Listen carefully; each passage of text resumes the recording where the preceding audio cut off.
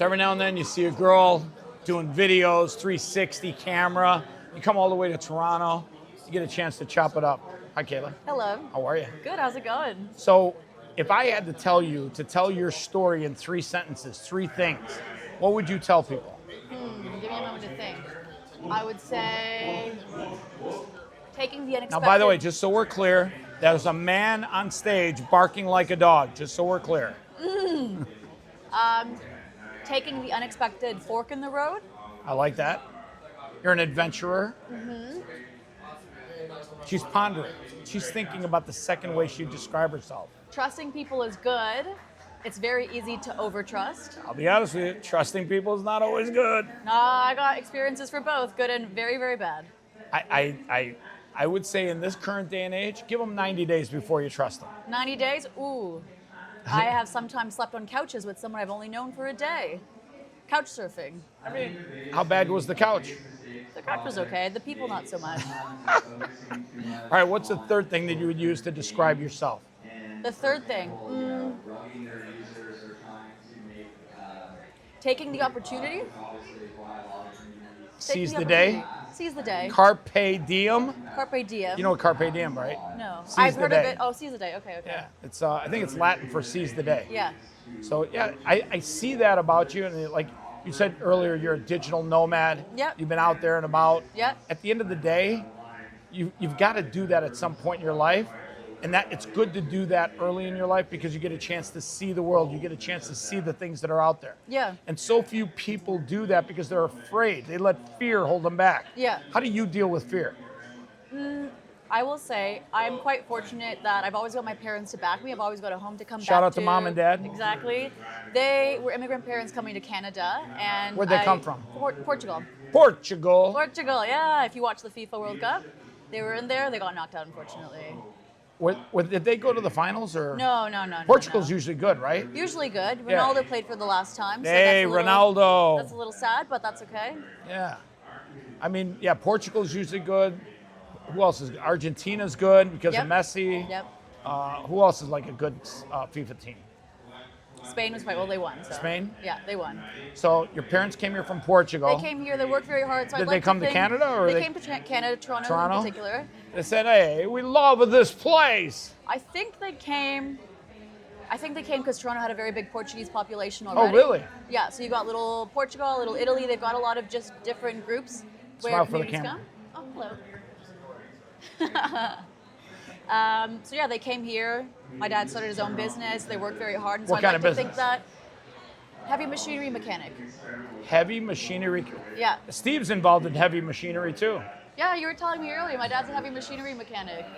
Yeah, I actually grew up going to the office, doing the paperwork. You know, I come back, I'll give you 5 cents for every invoice that you do. You know, I'm very stoked. All right, Dad, just for the record, I'm pretty sure that's child labor abuse. So does he work with like, earth movers and other stuff like that? Pardon me? Like earth movers, like, big bulldozers? No, think of more of smaller construction sites. So homes who are doing home renovations, you need excavators, so nothing for commercial. So you need like smaller ones that move dirt or like, dig excavators, holes. smaller bulldozers, not the ones that are for massive properties. I'll be honest with you, the massive ones I got to drive one of those. They're quite cool. Oh my God. Yeah. Whenever I see one like at a job site, Yeah. I always think to myself, I wonder, did he leave the keys behind today? If you want to go try a machine, you could go to Ritchie Brothers, which is an auction house where they sell machines. So they oftentimes have absolutely massive ones. And you can go and sit in it and turn it on, just make sure it works. Can you drive it? You're not supposed to, but you probably could. Yo, Ritchie Brothers, we're coming with a camera. Save me a spot. We're going to go drive some tow trucks and some bulldozers and a crane or two. So you've got entrepreneurial skills in your background from your parents. Yep. What are some of the things that working with your parents and learning about the entrepreneurial journey did you learn? What did you learn growing up? Something that I learned growing up is do your paperwork and your bookkeeping. They had an accountant that had told them everything was under wraps. It was good, going well. They got audited and got slapped with a massive fine. And to this day, they don't know why. Because the bookkeeper had insisted they couldn't be in the room at the time. And my parents, not knowing any better, they had been paying someone to do the work for them. Unfortunately, ended up letting her go. And so they started doing their own paperwork. Shout out to that shitty bookkeeper. We should, I'm pretty sure your dad wanted to slap that bookkeeper around a little bit. 100%. That's a very stressful time for them. That sounds like a very shisty little bookkeeper guy. Yeah. So me, for myself, I Know know it's your really numbers. important. Know your numbers, keep track of it. Don't trust everyone. Sometimes the most painful things in your life become the most valuable lessons of your life. Yes, yeah. And I think in many ways God gave you that as a gift of knowledge. Yeah. And it probably makes you realize how important it is to do your own homework. Yes. All right, so here's a question I want to ask you. And I ask this to everybody. What's your greatest fear? My greatest fear. Rejection, I would say. I have a very difficult time going up to people, even though I'm in business, entrepreneurial. I love talking to people. I don't find that to be true anymore. Really? You don't think so? I've seen you go up. I've seen you walk this show. I'm pretty sure you're not fearful of any rejection anymore. When it comes to sales. Really? Sales. If you have to go up, I don't like. Okay, so answer me this. Okay. What is the one thing you're selling all the time? The one thing that I'm selling all the time, content creation. Yourself. Myself. Oh, okay. People buy from people they like. Yeah. And your personal brand is the most valuable thing you always have. Yeah. And if you remember that, you'll realize that sales is never about selling a product. It's always about selling yourself. It's always about getting to know the person that you're talking to. So maybe that's why there's a bit of rejection there, because if it's supposed to be all about myself and they reject me, then I'll potentially take it personally, even if I shouldn't. I'm going to give you the greatest thing in the world. My grandmother gave this to me when I was growing up. I'm going to give it to you right now. I promise you what I'm about to give you will change the rest of your life. She told me this early on when I was like 7 years old. Came back from school, a little upset that the classmates didn't like me, whatever. Yeah. She looked at me, she sat me down, she said, listen to me. In life, 40% of the people you meet will like or love you. Okay. 40% of the people you meet will not like you or might even hate you. Okay. And then there's that 20% in between that are indifferent. Okay. They don't care one way or the other. She said, in life, to the 40% of the people that like or love you, show them love. Yeah. To the 20% that are indifferent, show them respect. And to the other 40% that's left over, do not give them one fucking second of your life. Do not waste your time thinking about them. They will not ever do anything to help elevate your life. Give them not one fucking second of your life. Yeah. You cannot please everybody all the time. There are people out there that try to please everybody. Yeah. It's physically impossible. Yeah. And by the way, it's not your job to get people to like you. It's your job to like yourself, to like the person you are. Yeah. You're the only person whose opinion matters about your life. Thank you. 40, 40, 20. 40, 40, 20. I'll keep that in mind. Yeah, fuck them all. They don't like you, it doesn't matter. Did your grandmother also use that language as well? When she came over on a Navy ship at the end of the Second World War, Okay. she thought the word fuck was a part of every English sentence. Really? Okay, Yeah. okay. She learned 3 things on the Navy ship. Yeah. Number 1, she learned how to swear. Learned them all. Yeah. Number 2, she learned how to play 5-card draw poker, which she taught me growing up. And number 3, she absolutely positively learned that you can never give up on yourself. I'll tell you her story one day, but it's probably one of the most incredible stories of any woman in my entire life. Not enough time right now for you to tell me? It's a long story. Long story I can short? tell you the short version. She took her belongings, her child at that time, which was my mother, and she took her husband. At the end of World War in the rain, she had to walk through 11 miles of mines to try and get to freedom. She lost her husband in that journey. She had mines blow up. I don't know if you know this, but when a minefield is set up, they're not designed to kill the person that steps on the mine. They're designed to turn that person into a weapon to kill others around them. Oh. It basically turns that person and their splintered bones Yes. into a very deadly weapon. Yeah. Well, when people were stepping on mines in that minefield, pieces of bone fragment were in her body. Yeah. And she went to she got to the U.S. Army Corps. Yeah. She got some medical aid, and then she got put on a Navy ship to come to America. Yeah. Where's your family from?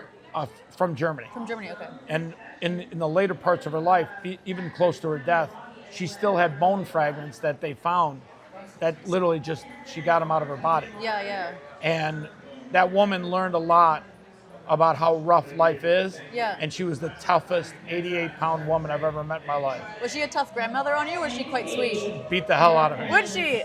And by the way, just so we're clear, it's okay if you beat your kids these days. I know it's a controversial subject, But I think beating your kids, and even to the point where you beat the hell out of them, is actually good. Like my grandmother taught me a lot of lessons, and even when she disciplined me, she taught me a lesson afterwards. She taught me, not to not clean up my room, or not to talk back to her, or not to not do my homework. And she, by the way, she was deadly with a wooden spoon. Was she? That woman had a wooden spoon on her at all times. Yeah. She was the ninja of German wooden spoon handling. Would she just see you from across the room and just toss it at you? She wouldn't toss it. She would crack your knuckles. Like her thing, Oh, God. she would get your knuckles. Yeah. And she was like a ninja with that thing. Yeah. Did you All spend right. a lot of time with her growing up? My whole time. Your whole time? Yeah, Aw. she raised me. She was like, Yeah. she's the biggest influence in my life. Aw. So at the end of the day, Yeah. you've learned a lot of things. You found your road. What are some of the things that you see happening in your life over the next 18 months? What is your vision for the road ahead? I think my vision for the road ahead is definitely being more rooted in Toronto, building up my networks, connecting with more people, saying yes So to a you lot of need things. better connections. Much better connections, better connections, speaking more to people, being Connections on camera these more. days are the most valuable currency in the world. Yeah, and I'm very interested and fascinated by people, so it's very easy for me to go out and say hi, and I want to take advantage of that. I travel quite a bit. It got really easy meeting people all the time, so now I kind of want to apply that to Toronto and see what I can do here. I think that's a great idea. Yeah, thank you. All right, do me one favor. Yeah. Look in the camera. Talk to one person that's watching this interview right in the future, and tell them how to overcome fear and live their best life, to find their journey, to find their passion, to find their purpose. Oh, does it have to be like one line? No. Just a little- you just can a keep little talking bit? forever. I can just keep talking forever. Well, actually, according to Cam, you can only talk for about 3 more minutes. Okay, good to know.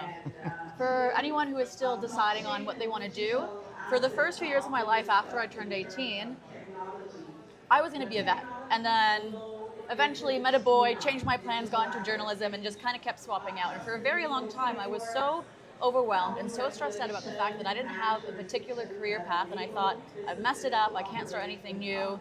And then at one point, a counselor that I was speaking to was like, why don't you just go and travel? And she was the first person in my life who had really insisted that I pursue that, because I grew up with parents who wanted me to go a more traditional route, which I think is very true nowadays, where parents who are immigrants especially really push their kids to go into doctors or vets and all that sort of stuff, which is great. But also, if you want to pursue something else, if there's that one person in your life who's very much like, I've known you for so long and I really think you should pursue that, take that as a little hint for you to go and try it out, because you'll only regret not going to. And all of the things that I was like, I don't know, ended up really enjoying. And in terms of your path, just keep saying yes to opportunities. And once you know you don't like something, just start saying no to it. Put those boundaries up and don't let people take advantage of you. So it's been quite a learning curve between saying yes to opportunities and then turning down the ones that I actually don't want to do anymore. And that has led me to currently where I am. And it's okay to say no. I think that's a really hard thing, especially as a woman, being able to tell someone, no, like, I don't want to do this. I'm actually not interested. No, I'm not going to do this unpaid. Doing something unpaid for something you love, for something you enjoy, depending on the people, is one thing, but Abusive. then getting taken advantage of it's very abusive. different. So Know your worth. Know your value. yeah, know your worth, know your value, know how much you're willing to give up to build up your portfolio, but then also take the leap and start charging for your work and trusting, because there's someone who's 10 times worse than you, making 10 times more money than you. And so that's something I try to stick with me when I'm afraid of rejection or anything like that.